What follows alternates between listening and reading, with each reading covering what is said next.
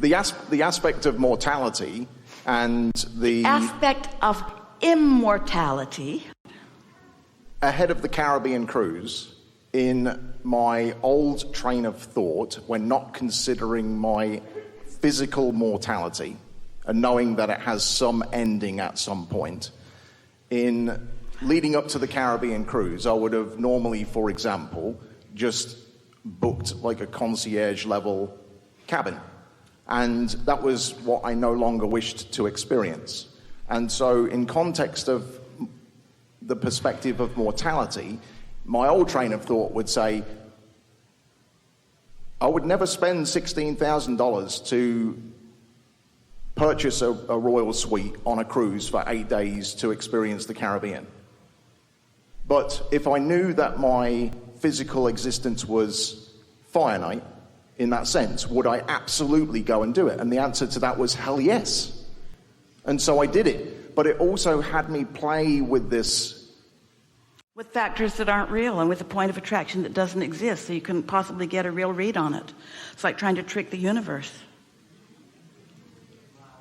So consider this. Balance is what we talk about all the time. And the primary balance that we are encouraging you about is the vibrational balance between you and your inner being.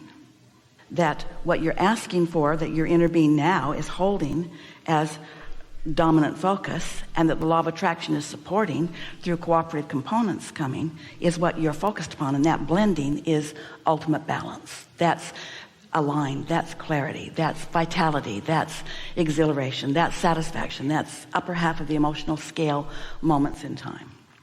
It's also balance to breathe and exhale and breathe and exhale and not do either one of those in excess.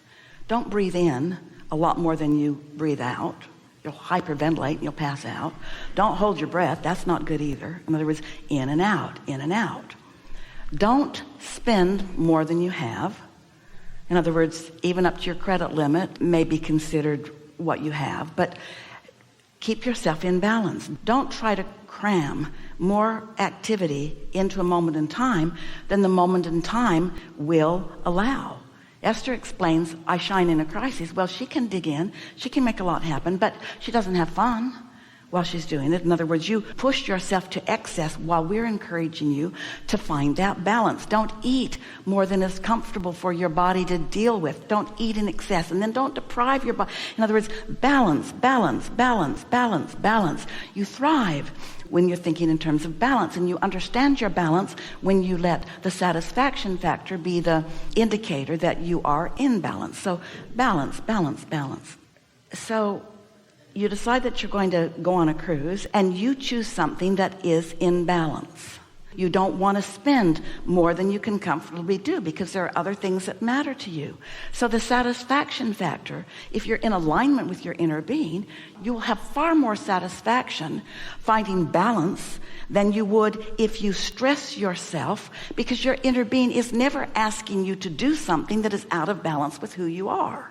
The satisfaction in the moment is not about the cabin that you've chosen. It's about the balance that you have. You might say, I'm going to spend almost no time in that cabin. That's the way we began this seminar and ended the last one. What is it that you are using in your now as your excuse to not allow yourself to do so many of the things that you want to do, because you've made up your mind that it needs to be this way and this way and this way. And the reason that you've made up your mind that it has to be this way and this way and this way is because that's the way life has touched you so far. That's as far as you can think. And here it is. We love you so much. You don't trust your vortex. And the reason you don't trust your vortex, we're not saying that you don't always trust your vortex.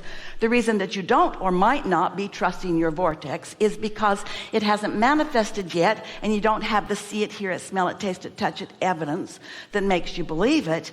But anything that you feel enthusiastic about means that you're a vibrational match to it. And we would train ourselves through life experiences to follow that feeling of enthusiasm, not trying to overcome a feeling of deprivation. It's not something that we could write a book about and say, do these things and your life will work, because that isn't how it works. We can say, seek to feel good as much as you can and your life will get better. And so you just can't